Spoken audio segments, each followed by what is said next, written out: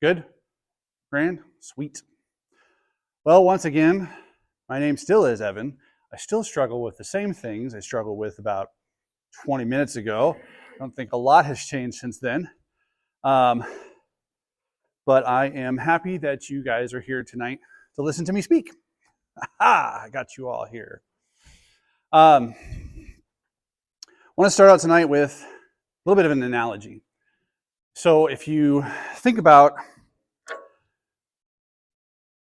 a water bottle, and think about it this way, the water bottle is brought to a factory.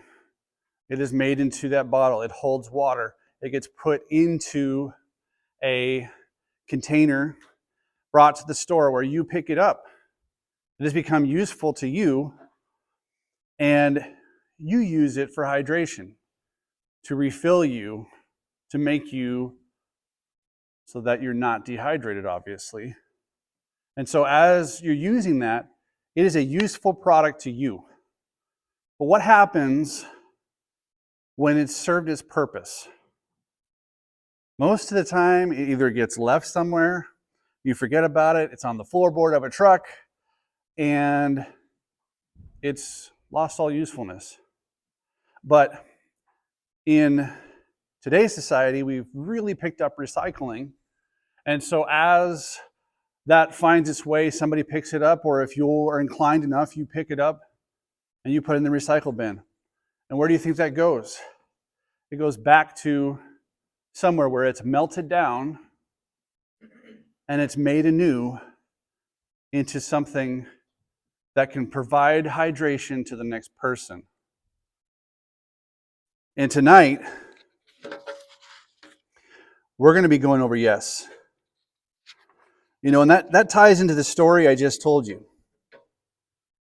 You know, we as Christians are created for a purpose in God's image and sent forth in this world. But along the way, we get beat down and burdened by our sin. Life's hard. But through the power of God's love and forgiveness, we are melted down, reformed into a new creation to be used to spread the good news of God's love to others. Just like that bottle, you were born into this world and you get shaped into the person that you are today. Whatever situation that you were in, whoever influenced you, whether you had a parent there, whether you had two parents there, whether you had no parents there, whether you had people in your life, whatever the situation is, formed you into the person you are today. And as we all know, life is not easy. Life is hard. And situations and circumstances come your way, and you're going to either choose to deal with them or you're going to choose to find a way to deal with them. And that's where addiction and bad habits, hurts, and hang-ups happen. And a lot of us get to the point in our lives, not everyone, where we realize that we have to go up. We've hit rock bottom.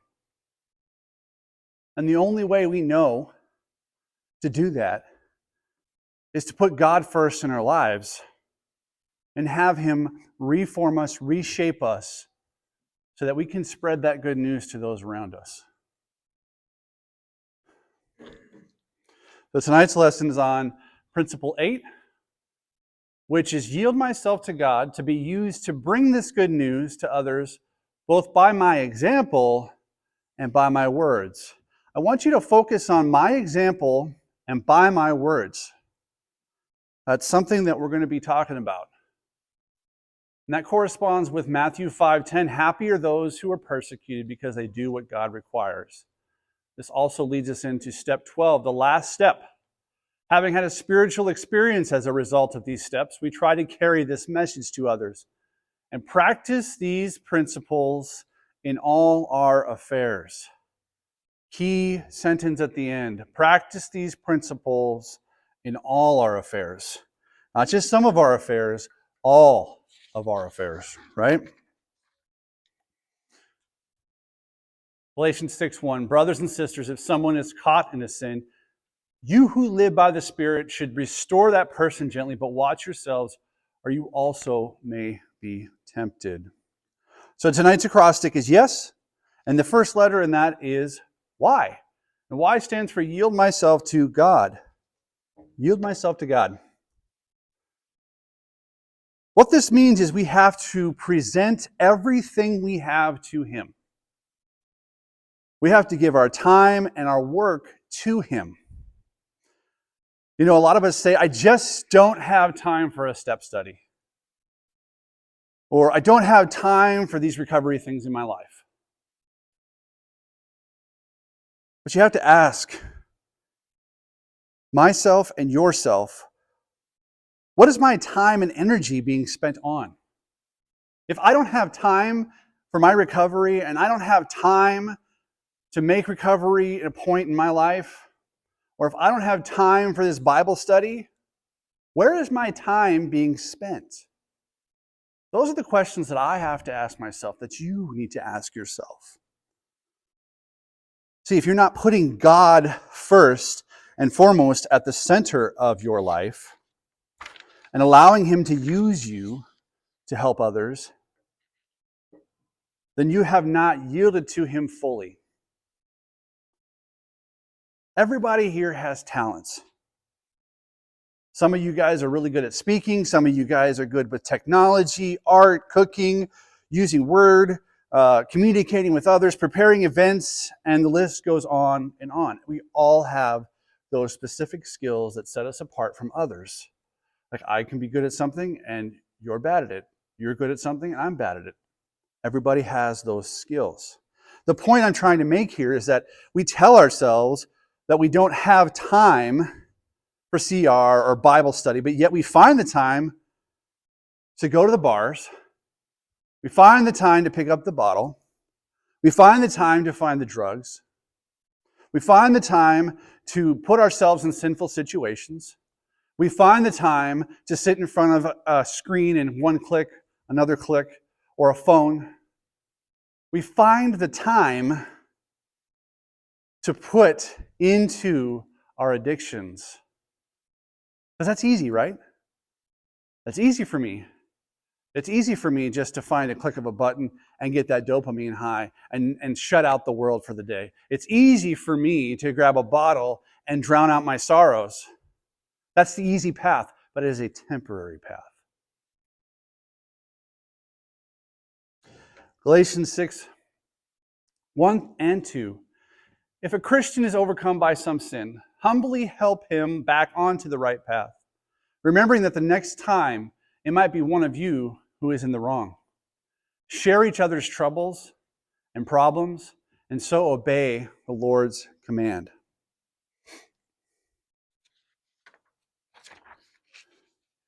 We can't share in our struggles if we don't yield ourselves to God and choose to make recovery a priority in our lives. That leads us on to E. Example is what is important. This is a hard one. Example is what is important. Ask yourself this: what example are you setting for those around you? Does your walk match your talk? See, if you spend any time coming to CR, going through a step study, and making the effort to make God first in your life, you should start changing from the inside out. You should start changing the way that you think. You have to say, are you choosing to follow God and His Word and allowing Him to change you from the inside out? Or are you just a weekend or weeknight Christian? You see, if you want someone to see what Christ will do for them, let them see what Christ has done for you. And I've talked about this time and time again as I stood up here. And I mentioned it a couple weeks ago where We always feel like we have to do this Bible thumping to witness to those around us. And that's not the case. Because your story is your witness. You might not have been a hardcore drug addict. You might not have been an alcoholic. You might not have been in pornography. But that's okay. That doesn't matter. Because addiction is addiction.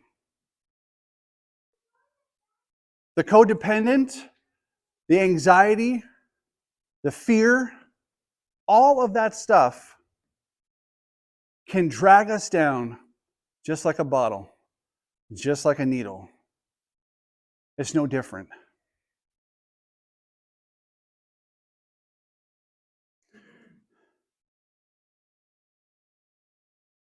That's why we have to make it a point in our life to set that example. You see, as we move forward, we've got one more lesson after this. Right now we're on, this is the second to the last lesson. So as we have moved forward over the past 6 to 7 months, you will see a pattern forming, right? So you've realized that you needed to do something about your recovery. You needed to do something with your life, that your life was unmanageable. And then you start working through the steps. Okay, what's the next step that I have to do? Oh, you mean I have to hash out all my details? And you start hashing out all your details. And you start working on your recovery. You start writing down your inventory of people that have wronged you, of things that you have done. Writing them down on paper. Get them out of your head. Then you continue to work on, and that's where the growth happens. That's where I come in and I'm telling you from the inside out is when you start to see the change. If you truly follow this program 110%, you will see a change. If you're in a step study, you will see a change if you follow and you answer those questions in that book. Completely vulnerable, 110%. I saw it in my life. And like I've said before, me standing before you now is a testament of that. Because I wouldn't be here if I didn't follow my step study. If I didn't do what I was supposed to do in my step study. But it's hard, right? I don't want to set an example. I don't want to be an example. But that's the common misconception, is you don't necessarily have to put yourself out there as an example. You just need to live your life the way that Christ intended you to live your life. There are so many different ways that you can tell people no. There's nice ways, or there's just blunt, like, hey, no, I'm not going to do that. There's two scenarios. One is like, hey, I'm not going to do that because Jesus says I'm not going to do that, and you guys are condemned to hell if you go do that. That's one way, right? You can tell somebody. The other way is like, hey, that's just not for me. Or, hey, I don't do that anymore. That's not fun to me. And this is what Christ has done in my life. If you have that opportunity. But eventually, that will start to bloom, hopefully, to those around you. And they will go, hey, man, what's up with that guy? What's different about him? When I first got through into my recovery, Karen would come home and she'd go to Solid Rock, she'd go to the kitchen, and she'd be like, Evan, people are just saying there's something different about you. There's just something different. And I'm like, well, I don't feel any different. And I came here, and Pastor Justin's like, Evan, you can tell a difference. And I didn't see it, but the people around me saw it. And it took me a while to figure that out, to realize, you know what, I am doing a lot better than I was. Because I didn't come to church for years. My wife came to church, but I didn't come to church because I didn't want anything to do with it. And it was for the power of this program and friends and accountability partners that I finally started to come and make it a part of my life. And I have not regretted it since. So here are some questions to reflect on as we look at the acrostic E. Does my lifestyle reflect what I believe? We just talked about that. Do I show others the patterns of the world, the selfishness, the pride, and the lust? Does my attitude reflect the love, humility, and service of Jesus Christ? Remember how I said, are you going to be a weekend Christian, a weeknight Christian? That's easy to do. That's really easy to do. It's easy for me to come in on Sunday morning and praise and worship and lift my hands to God and get that emotional high and just be all about it. And then on Monday, go and have beers with the guys. Or I can go and look at my pornography. Or I can choose to abuse someone in a relationship. Or I can choose to let anxiety or fear or codependency or compulsive overeating control my life. That's not what we're talking about here, folks. We're talking about, are you constantly saying, I want to live what I believe in my life? I want to live what Christ has shown me. See, I always used to be scared to tell people about my witness.